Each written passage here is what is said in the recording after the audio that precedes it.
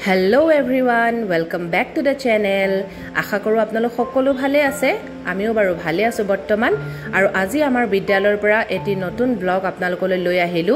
যেহেতু মই ছমাহ ধৰি ছুটিত আছিলো, গতিকে বিভিন্ন ধৰণৰ অনুষ্ঠান প্ৰতিষ্ঠান হৈ আছিল যদিও মই অংশগ্ৰহণ কৰিব পৰা নাছিলো। ভাবিলো আজি বিৰতিৰ পিছত পুনৰবাৰ আপোনালোকলৈ এটি নতুন ব্লগ লৈ আহো। যেহেতু আজি আমাৰ বিদ্যালয়ৰ কাৰণে এটা বিশেষ দিন, কিয়নো এটা বিশেষ দিন মই জনাই আছো আপোনালোকক। আপোনালোকে বেনাৰখন দেখিছে যে আজি উন্মোচনী সভা হয়। আমাৰ বিদ্যালয়ৰ পত্ৰিকা যি শহীদ নামেৰে নামাকৰণ কৰা হৈছে, সেই পত্ৰিকাখনৰ উন্মোচনী সভা আজি অনুষ্ঠিত হৈছে 2024 চনৰ 22 জুন তাৰিখে। সেয়েহে ভাবিলো এটি ব্লগ আপোনালোকলৈ লৈ আহো। আপোনালোকেও জানিবলৈ পাই সুখী হ'ব যে আমাৰ পত্ৰিকাখন কেনেকৈ বনাই উলিওৱা হৈছে আৰু দেখিবলৈনো কেনেকুৱা, কিনো আছে তাৰ ভিতৰত গোটেইখিনি জনাবলৈ চেষ্টা কৰিম এটা সৰু ভিডিঅ'ৰ জৰিয়তে। ভিডিঅ'টো শেষলৈকে চাই থাকক, আপোনালোকে গোটেইখিনি কথা জানিব পাৰিব। বলক তেন্তে আমি ভিডিঅ'টো কণ্টিনিউ কৰি থাকোঁ। আজি এই শহীদৰ বিশেষ সংস্কৰণটিৰ উন্মোচনী সভা।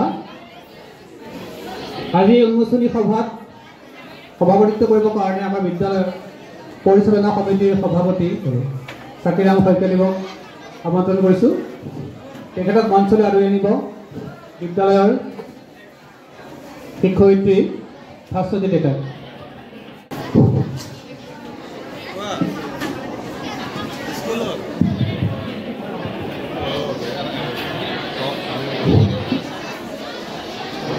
ভাৰতীয় উচ্চতৰ মাধ্যমিক বিদ্যালয়ৰ প্ৰাক্তন শিক্ষক, এজন বিশিষ্ট সংস্কৃত পণ্ডিত, শিক্ষাবিদ, বেনাৰস হিন্দু ইউনিভাৰ্চিটিৰ পৰা ডক্টৰেট ডিগ্ৰী লাভ কৰা ডক্টৰ সুনীল গোস্বামীদেৱক তেওঁক আমি মঞ্চলৈ আদৰিছোঁ। তেওঁক আদৰি আনিব বিদ্যালয়ৰ অধ্যক্ষা মহোদয়।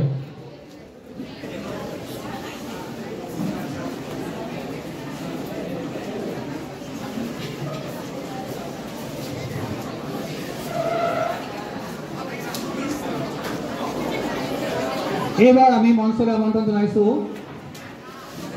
আমাৰ বিদ্যালয়ৰ পৰিচালনা সমিতিৰ উপসভাপতি তথা বিদ্যালয়ৰ প্ৰাক্তন অধ্যক্ষ দেৱানন্দ গোস্বামীদেৱক।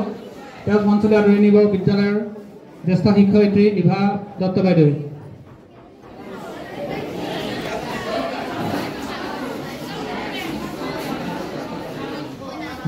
ঐতিহ্যমণ্ডিত এই বহৰমপুৰৰ প্ৰাণকেন্দ্ৰত 1950 চনত স্থানীয় কেইগৰাকীমান বিদ্যানুৰাগী ব্যক্তিৰ সদিচ্ছা আৰু ঐকান্তিক প্ৰয়াসৰ ফলশ্ৰুতিত আমাৰ এই বিদ্যালয়খনৰ সৌধ নিৰ্মাণ হৈছিল।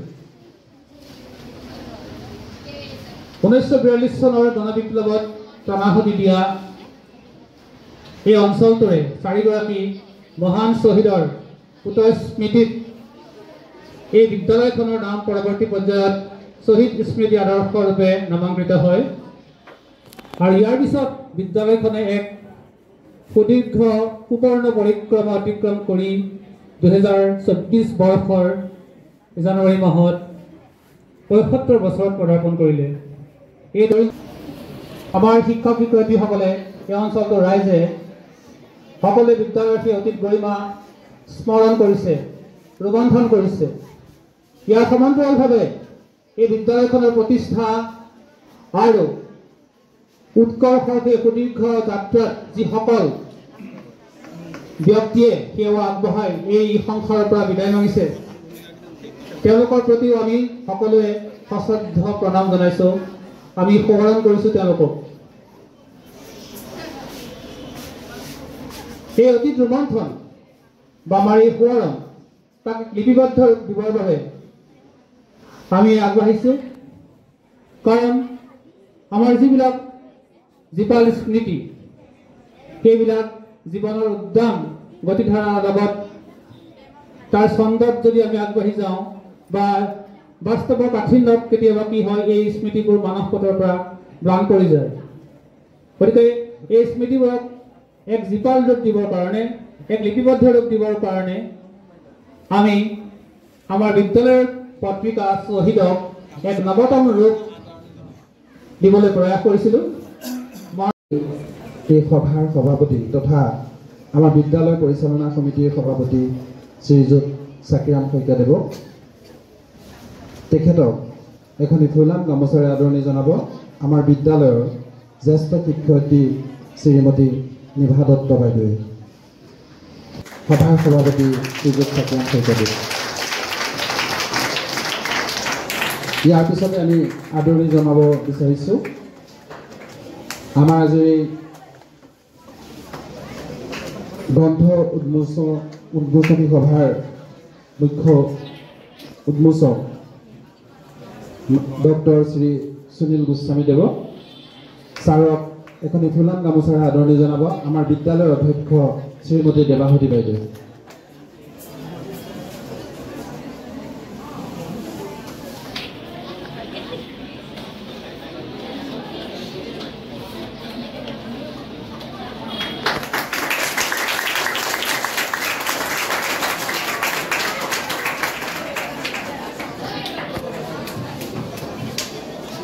গ্ৰন্থৰে সম্বৰ্ধনা জনাব বিচাৰিছে আমাৰ সম্পাদনা সমিতিৰ সভাপতি তথা বিদ্যালয়ৰ প্ৰাক্তন অধ্যক্ষ শ্ৰীযুত নলিনী কুমাৰ বৰাদেৱে আমি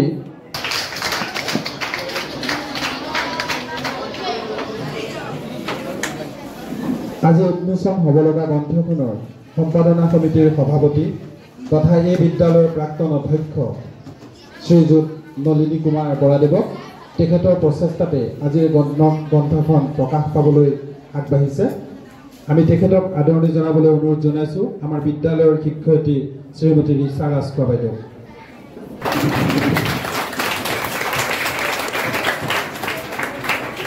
ইয়াৰ পিছত আমি আদৰণি জনাব বিচাৰিছোঁ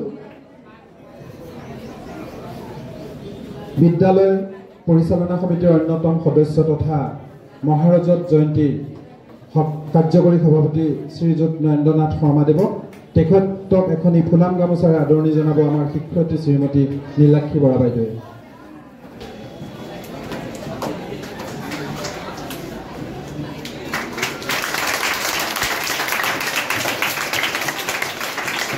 এই অঞ্চলৰ বিশিষ্ট সমাজসেৱিকা শ্ৰীমতী ৰীণা দাস বৈষ্ণৱ বাইদেউ তেখেতক এখনি ফুলাম গামোচাৰে আদৰণি জনাব আমাৰ বিদ্যালয়ৰ শিক্ষয়িত্ৰী শ্ৰীমতী জোনমণি বৰঠাকুৰ বাইদেউ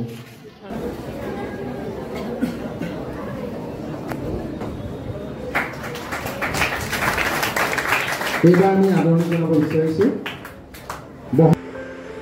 আজিৰ এই সভাখনৰ যি বিশেষ মুহূৰ্ত সেই মুহূৰ্তটি ইতিমধ্যে আহি পাইছে এই আপোনালোকে দেখিবলৈ পাইছে আমাৰ আজিৰ উন্মোচক সন্মানীয় ডক্টৰ সুনীল গোস্বামী দেৱে আজি আমাৰ শ্বহীদ নামৰ পত্ৰিকাখন উন্মোচন কৰিবলৈ গৈ আছে এই বিশেষ মুহূৰ্তটি মই আপোনালোকলৈ লৈ আহিলোঁ এই ভিডিঅ'টোৰ জৰিয়তে এয়া দেখিছে আপোনালোকে আমাৰ উন্মোচকগৰাকীয়ে পত্ৰিকাখন উন্মোচন কৰাৰ যি মুহূৰ্ত সেইখিনি মই দেখুৱাবলৈ চেষ্টা কৰিছোঁ আপোনালোকক আৰু অলপ পিছতে আপোনালোকে আমাৰ পত্ৰিকাখন দেখিবলৈ পাব দেখাতনো কেনেকুৱা হয় পত্ৰিকাখন আৰু তাৰ ভিতৰত কি আছে অলপমান মই আপোনালোকক দেখুৱাবলৈ চেষ্টা কৰিম যিসকলে পত্ৰিকাখন পঢ়িবলৈ বিচাৰে তেওঁলোকে আমাৰ বিদ্যালয় কৰ্তৃপক্ষৰ লগত যোগাযোগ কৰিলে হয়তো পঢ়িবলৈ পাব মই আশা কৰোঁ যে তেওঁলোকে আপোনালোকক নিৰাশা নকৰে যদিহে আপোনালোকে ইচ্ছুক হয় পঢ়িবৰ কাৰণে যেহেতু বিভিন্ন ধৰণৰ লেখা মেলা আছে পত্ৰিকাখনত শিক্ষক শিক্ষয়িত্ৰীকে ধৰি প্ৰাক্তন ছাত্ৰ ছাত্ৰী তথা বৰ্তমানৰ ছাত্ৰ ছাত্ৰীসকলেও বিভিন্ন লেখনি আগবঢ়াইছে এই পত্ৰিকাখনলৈ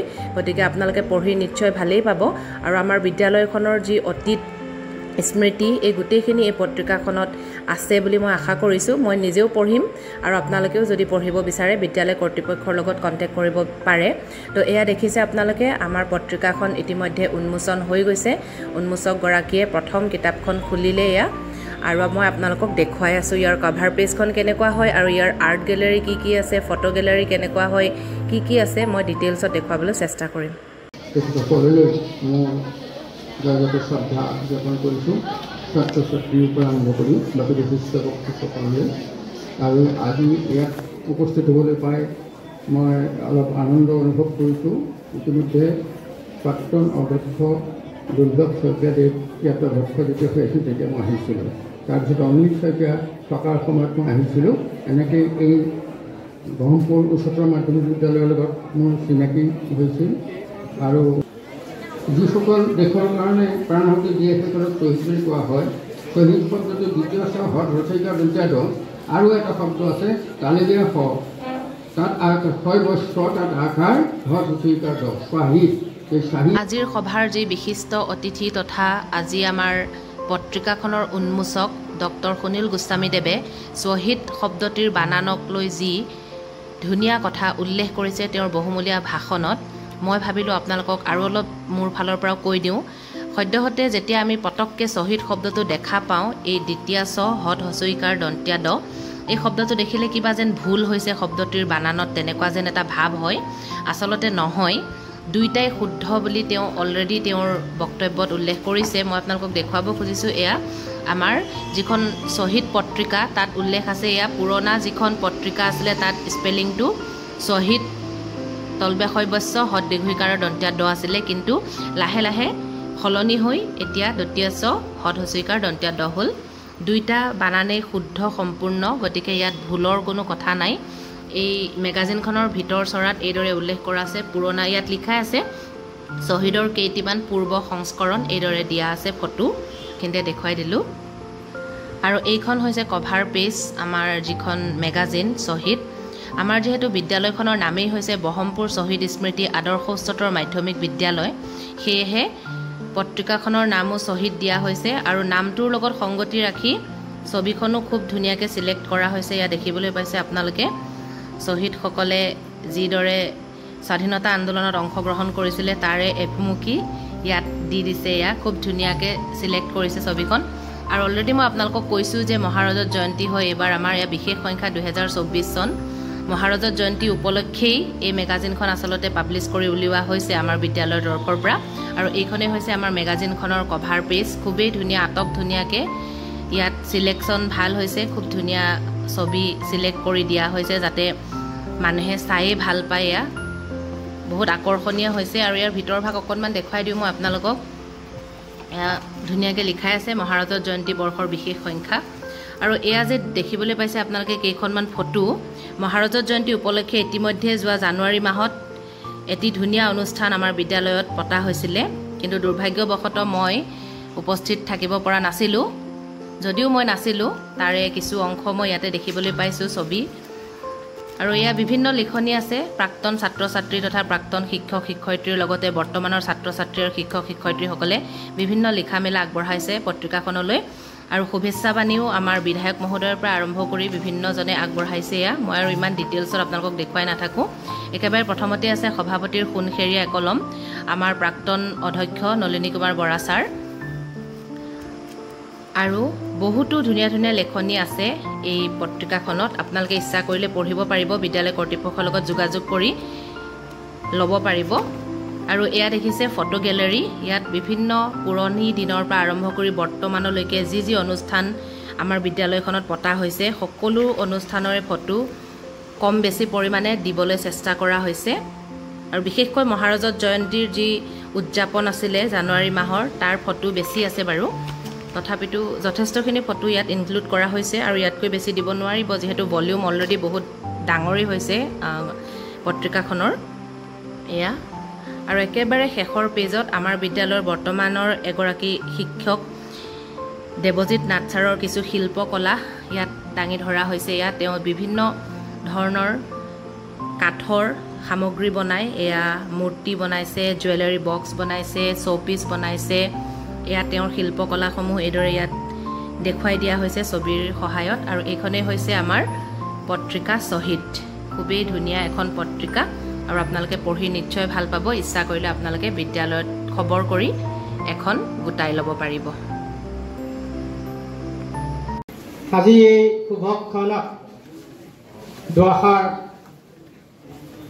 মনৰ ভাৱ ব্যক্ত কৰিবলৈ সুবিধা পাইছোঁ। তাৰ বাবে আমি অনুষ্ঠান সমিতি আৰু সভাপতি মহোদয়ক কৃতজ্ঞতা আৰু ধন্যবাদ জ্ঞাপন কৰিছোঁ। আমি সৰুতে পঢ়িছিলোঁ, আপোনালোকেও নিশ্চয় সকলোৱে জানেই, আমাৰ অসমীয়া বিখ্যাত পণ্ডিত সত্যনাথ বৰাই কৈছিল, আমি এসময়ত তেখেতৰ সেই ফাঁকিটো মুখস্থও কৰিছিলোঁ, যে সাহিত্যই জাতিৰ দাপোন। এটা জাতিৰ সভ্যতা, সংস্কৃতি, অৰ্থনীতি মান অভিমান গীত মাত নৃত্য সকলো সাহিত্যত প্ৰতিফলিত হয় আৰু এখন বিদ্যালয়ত যি পত্ৰিকা কোনোবাই হয়তো বছৰ বছৰ উলিয়ায় কোনোবাই মাজে মাজে উলিয়ায় সেই পত্ৰিকাবিলাকত বিদ্যালয়খনৰ এটা স্পষ্ট ছবি প্ৰতিফলিত হয় 2 জানুৱাৰীৰ পৰা মহাৰাজা জয়ন্তী আৰম্ভ কৰিছোঁ আমাৰ পৰিচালনা সমিতিৰ সন্মানীয় সভাপতি উপসভাপতি শৰ্মাচাৰ আমাৰ ৰীণা বৈষ্ণৱ বাইদেউ আমাৰ কুশল বৰাদেৱ আৰু যিসকল সমিতিৰ সদস্য আছিল তেখেতসকলৰ ওচৰত আমি প্ৰস্তাৱ উত্থাপন কৰিছিলোঁ যে মহাৰাজা জয়ন্তীৰ উপলক্ষে এখন আমি পত্ৰিকা উলিয়াব লাগে বিদ্যালয়ৰ ফালৰ পৰা আৰু দুয়োকে সামান্য আপত্তি দৰ্শাইছিল কাৰণটো কি যে যিহেতু মহাৰাজা জয়ন্তী এখন ডাঙৰ আলোচনী উলিয়াব সেইটো এখন নুলিয়ালেও হ'ব যে আমি কৈছিলোঁ যে নহয় ছাত্ৰ ছাত্ৰীসকলৰ যি লিখনি মহাৰাজা জয়ন্তীৰ ৰাইজে যিখন উলিয়াব সেইখনত হয়তো আমাৰ ছাত্ৰ ছাত্ৰীসকলৰ প্ৰতিভা বিকাশৰ সুযোগটো বহুত কমি যাব গতিকে এই ৭৫ বছৰীয়া জয়ন্তীত মহাৰাজা জয়ন্তীত ছাত্ৰ ছাত্ৰীসকলেও যাতে তেওঁলোকৰ লিখনিৰ জৰিয়তে মনৰ ভাৱ প্ৰকাশ কৰিব পাৰে গতিকে আমি এখন আলোচনী উলিয়াব লাগে আৰু আমাৰ প্ৰস্তাৱত আমাৰ মেনেজিং কমিটিৰ সমূহ সদস্যই খুব আন্তৰিকতাৰে সমৰ্থন দিছিল আৰু আমি ছাত্ৰ ছাত্ৰীসকলৰ পৰা এটা ফিজ লৈ ১৫০ টকা প্ৰতিজন ছাত্ৰৰ পৰা সংগ্ৰহ কৰি আমি এখন আলোচনীৰ কাৰণে আগবাঢ়িছিলোঁ ইত্যাদি বিভিন্ন ধৰণৰ মনৰ ভাৱ প্ৰকাশ কৰাটোৱে হ'ব তোমালোকৰ লিখনি আৰু যাতে লিখনিবিলাক তোমালোকৰ এনেকুৱা এখন পুথিত ছপাখানা আকাৰে প্ৰকাশ পাব আৰু পাঠটো উলিয়াই যেতিয়া তুমি দেখিবা তোমাৰ নামটোৰ সৈতে এটা লিখনি প্ৰকাশ পাইছে তোমালোকক যথেষ্ট অনুপ্ৰাণিত কৰিব ভৱিষ্যতে আৰু লিখি যোৱাৰ কাৰণে তোমালোকৰ সাহসো বাঢ়িব আৰু ছাত্ৰ ছাত্ৰীসকলৰ এইটো এটা ডাঙৰ সুবিধা আছে যে যিমানে ভুল নকৰক তেওঁলোকক সহায় কৰিবৰ কাৰণে শিক্ষক মণ্ডলী আছে শ্বহীদৰ জন্মলগ্নৰ কথা কিছু ক'লোঁ ইয়াৰ আগতে এতিয়া আন এটা কথা কওঁ যে এই শ্বহীদৰ বিশেষ সংস্কৰণটো প্ৰকাশ পোৱাৰ অন্তৰালত যিটো কাহিনী আছে সেই কাহিনীটোৰ বিষয়ে অকণমান ক'ব বিচাৰিছোঁ যে যোৱা বছৰ ছেপ্টেম্বৰ মাহৰ কথা তেতিয়া বিদ্যালয়ৰ তদানীন্তন আমাৰ অধ্যক্ষ নৰেন্দ্ৰ বৰাদেৱে আমাক মতাই আনিছিলে কিন্তু মই তেতিয়া বিদ্যালয়ৰ ছাত্ৰ একতা সভাৰ সভাপতি আছিলোঁ তেখেতে ক'লে যে আমি বিদ্যালয়ৰ মহাৰাজা জয়ন্তী উপলক্ষে বিদ্যালয়ৰ ফালৰ পৰা এখন স্মৃতি গ্ৰন্থ প্ৰকাশ কৰিব নোৱাৰোঁ নেকি নিশ্চয় এটা সদৃশ্য ভাল পদক্ষেপ আৰম্ভ কৰা যাওক কিন্তু আমাৰ পুঁজিৰ অভাৱ কিন্তু আমাৰ 2014 চনৰ পৰা চৰকাৰী পুঁজিটো বন্ধ হৈ আছে আলোচনীৰ কাৰণে যিটো পুঁজি আহে বন্ধ হৈ আছে গতিকে আমি তাৰপিছত মেনেজিং কমিটিৰ প্ৰস্তাৱ মৰ্মে সিদ্ধান্ত ল'লোঁ যে আমি ছাত্ৰ ছাত্ৰীৰ পৰা অৰ্থ সংগ্ৰহ কৰি হ'লেও আমি তাত ভাল কাম কৰিম ইফালে আমি এই শ্বহীদৰ এই বিশেষ সংস্কৰণটি প্ৰকাশ কৰি উলিয়াইছোঁ ইয়াত আমাৰ বিদ্যালয়ৰ প্ৰাক্তন শিক্ষাগুৰু শিক্ষাৰ্থীসকলৰ লেখাকে প্ৰাধান্য দিয়া হৈছে তেওঁলোকৰ স্মৃতি বিজড়িত যিখিনি লেখা এই বিদ্যালয়ত কৰি যোৱা তেওঁলোকৰ অভিজ্ঞতা সম্বলিত কথাখিনি বা সোঁৱৰণৰ কথাখিনি যি আমাৰ বিদ্যালয়ৰ প্ৰতি সেৱা আগবঢ়াই যোৱা বিশিষ্ট ব্যক্তিসকলৰ প্ৰতি সোঁৱৰণ এইখিনিক প্ৰাধান্য দি এই আলোচনীখন আমি প্ৰস্তুত কৰি উলিয়াইছোঁ তাৰ বাহিৰেও শিক্ষাৰ্থীসকলৰ লেখনি ইয়াত আছে এই সীমাবদ্ধতাৰ মাজত কাম কৰিও আমি সন্মিলিত প্ৰচেষ্টাৰে এই পত্ৰিকাখন প্ৰস্তুত কৰি উলিয়াইছোঁ ইয়াত অধ্যক্ষাৰ একাষাৰ বিদ্যালয়ৰ অধ্যক্ষা দেৱাৱতী মহন্ত বাইদেউ আছে তেখেতক একাষাৰ ক'বৰ কাৰণে অনুৰোধ জনাইছোঁ পৰম শ্ৰদ্ধাৰ আজি আমাৰ বিদ্যালয়ৰ পত্ৰিকা শ্বহীদৰ উন্মোচনী সভাৰ সভাপতি মহোদয়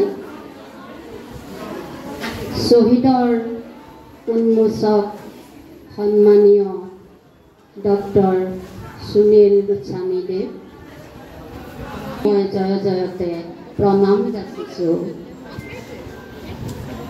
আজি এটি বিশেষ দিন। আমাৰ বিদ্যালয়ৰ যি পত্ৰিকা শ্বহীদৰ আজি উন্মোচন হৈছে।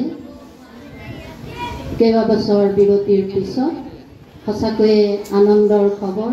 সৰ্বাংগ সুন্দৰ হৈছে পত্ৰিকাখন। মানুহৰ সৰ্বাংগীন উন্নতিৰ ক্ষেত্ৰত সাহিত্য চৰ্চা অতিকে প্ৰয়োজন। সাহিত্য অবিহনে মানুহৰ জীৱন অপূৰণীয়। এই সাহিত্য চৰ্চা প্ৰত্যেকৰে সময় সুবিধা সকলোৰে নাথাকে, তথাপিও অনাদি কালৰ পৰাও এই সাহিত্য চৰ্চা আছিল। কিন্তু যেতিয়া কাগজৰ ব্যৱহাৰ নাছিল তেতিয়া গছৰ বাকলি, তাম্ৰপত্ৰ, শিলত লিখি হ'লেও মানুহৰ মনৰ ভাৱবিলাক ব্যক্ত কৰিছিল। শিক্ষাত পাঠ্যক্ৰম অত্যন্ত গুৰুত্বপূৰ্ণ। পাঠ্যক্ৰম নহ'লে এজন ছাত্ৰ সৰ্বাংগীন উন্নতি নহয়। কিন্তু কিছুমান সহপাঠ্যক্ৰমৰ যথেষ্ট বিদ্যালয়ত প্ৰয়োজন হয়, যিটো পাঠ্যক্ৰমৰ ভিতৰত নাথাকে। সেইকাৰণে কোৱা হৈছে সহপাঠ্যক্ৰম। যেনে ধৰা সাহিত্য চৰ্চা, তোমালোকে খেলা ধূলা কৰিছা, কোনোবাই চিত্ৰ আঁকিছে, আমি চিত্ৰাংকন বিদ্যালয়ত চিত্ৰাংকন প্ৰতিযোগিতা কৰা হৈছে। এনেধৰণৰ কথাই ছাত্ৰজনৰ সৰ্বাংগীন উন্নতি হয়। কাৰণ কোনোবাই গাবলৈ শিকে, কোনোবাই নাচিবলৈ শিকে, কোনোবাই খেলিবলৈ পাৰে। আৰু এই যে বিদ্যালয় আলোচনীখন উলিওৱা হয় ছাত্ৰৰ উন্নতিৰ কাৰণে। মই অতিকৈ গৌৰৱ অনুভৱ কৰিছোঁ যে আজি মই এই শুভজ্ঞানত মোৰ মনৰ ভাৱ, অৰ্থাৎ আজি এই সভাখনৰ বিষয়ে, আমাৰ আলোচনীৰ বিষয়ে দুই এষাৰ ক'বলৈ সুযোগ পাইছোঁ। মই অতিকৈ গৌৰৱ কৰোঁ যে মই এই বিদ্যালয়খনৰ, এই শ্বহীদৰ স্মৃতিত যি বিদ্যালয়, যি জ্ঞানৰ মন্দিৰ গঢ়ি উঠা হৈছিল, এই বিদ্যালয়খনৰ মই এগৰাকী ছাত্ৰী। আৰু এতিয়া আমাৰ বিদ্যালয়খনৰ পৰা যিখন আলোচনী ওলাইছে, এই আলোচনীখনৰ মেগাজিন ছেক্ৰেটাৰী হ'বলৈ পাই, আলোচনী সম্পাদিকা হ'বলৈ পাই মোৰ গৌৰৱ আৰু আগতকৈ দুগুণে বাঢ়িছে। আমাৰ বিদ্যালয়ৰ আলোচনীখন যাতে তোমালোকে হৃদয়ৰে নিজ ইচ্ছাৰে যাতে পঢ়া আৰু পঢ়ি মোক ক'বা তোমালোকে কেনেকুৱা লাগিছে। এই আলোচনীখনত মই নিজে লিখা এটা গল্প আছে, নাম হৈছে প্ৰত্যাৱৰ্তন। আশা কৰোঁ তোমালোকে এই গল্পটো পঢ়িবা আৰু এই গল্পটোত যিটো মই লিখিছোঁ সেই কাহিনীৰ পৰা যাতে তোমালোকে এই শিক্ষা লোৱা। আৰু মই ভাবোঁ এই মই লিখা যি প্ৰত্যাৱৰ্তন গল্পটো, এই গল্পটো যদি তোমালোকে পঢ়ি অন্তৰত সোঁৱাই লোৱা, তোমালোকৰ জীৱনত বহু পৰিমাণে প্ৰভাৱ পেলাব আৰু তোমালোক বহুত ডাঙৰ এটা ভুল দিশৰ পৰা শুদ্ধ পথলৈ আগবাঢ়ি আহিবা। ডক্টৰ সুনীল গোস্বামীদেৱে তেখেতে কৈছিল শ্বহীদৰ স্মৃতি জাগৰিত কৰিবৰ কাৰণেই এই শ্বহীদ সৃষ্টি হৈছে আৰু ভৱিষ্যতৰ আদৰ্শ এই শ্বহীদত সন্নিৱিষ্ট হোৱাৰ কথা তেখেতে উল্লেখ কৰি গৈছে। তদুপৰি তেখেতে কৈছে স্মৃতিয়ে মানুহক চিৰঞ্জীৱী কৰি ৰাখে আৰু আত্মত্যাগ কৰিলেহে জীৱনৰ সাৰ্থকতা লাভ কৰে। ইমান মূল্যৱান কথা আমাৰ মাজলৈ তেখেতে বাৰ্তা হিচাপে পঠিয়াইছে, সেইবাবে তেখেতৰ ওচৰত আমি চিৰকৃতজ্ঞ। সদৌ শেষত আমাৰ বিদ্যালয়ৰে এগৰাকী জ্যেষ্ঠ শিক্ষক মণ্টু মহন্ত ছাৰে শলাগৰ শৰাই আগবঢ়াই থকাৰ মুহূৰ্ত এয়া। আজিৰ এই ভিডিঅ'টো মই আচলতে আমাৰ আজিৰ উন্মোচনী সভাখনহে আপোনালোকক দেখুৱাবলৈ আনিছোঁ। যিসকল ব্যক্তিয়ে আমাৰ বিদ্যালয়খনৰ লগত ওতঃপ্ৰোতভাৱে জড়িত কিন্তু আজিৰ উন্মোচনী সভাখনত উপস্থিত থাকিব পৰা নাই। আচলতে সকলোকে নিমন্ত্ৰণ জনোৱাটো সম্ভৱ নহয়, যিহেতু সভাখন ইমান এটা বেছি ডাঙৰো কৰা নাই। তথাপিতো বহুতৰে জানিব মন যায় যে উন্মোচনী সভাখন কেনেকৈনো হ'ল, কোন কোন উপস্থিত থাকিল, কোনেনো উন্মোচন কৰিলে, গোটেইখিনি জানিবৰ বাবে ভিডিঅ'টো আপোনালোকলৈ লৈ আহিলোঁ মই। আৰু যিসকল প্ৰাক্তন ছাত্ৰ ছাত্ৰী, প্ৰাক্তন শিক্ষক শিক্ষয়িত্ৰী তথা বিদ্যালয়খনৰ লগত ওতঃপ্ৰোতভাৱে জড়িত যিসকল ব্যক্তি, তেওঁলোকে এই ভিডিঅ'টো চাই নিশ্চয় উপকৃত হ'ব বুলি মই আশা কৰিলোঁ। যিমানখিনি পাৰিছোঁ এটা ভিডিঅ'ৰ জৰিয়তে আপোনালোকলৈ মই শ্বহীদ নামৰ পত্ৰিকাখনৰ উন্মোচনী সভাখন লৈ আহিলোঁ। যদিহে ভাল লাগিলে তেন্তে লাইক কমেণ্ট আৰু শ্বেয়াৰ কৰিব আৰু নতুনসকলে চেনেলটো ছাবস্ক্ৰাইব কৰিবলৈ নাপাহৰিব ভৱিষ্যতলৈও বিদ্যালয়ত কিবা এনেকুৱা যদি অনুষ্ঠান হয় মই আপোনালোকলৈ আনিবলৈ চেষ্টা কৰিম আজি সামৰিছোঁ লগ পাই আছোঁ অতি কম দিনৰ ভিতৰত যেহেতু মহাৰাজত জয়ন্তীৰ চলি আছে গোটেই বছৰ জুৰি গতিকে নিশ্চয় আৰু বহুত ভিডিঅ' আপোনালোকৰ মাজলৈ মই আনিবলৈ চেষ্টা কৰিম আজি ইয়াতে সামৰিছোঁ বাই বাই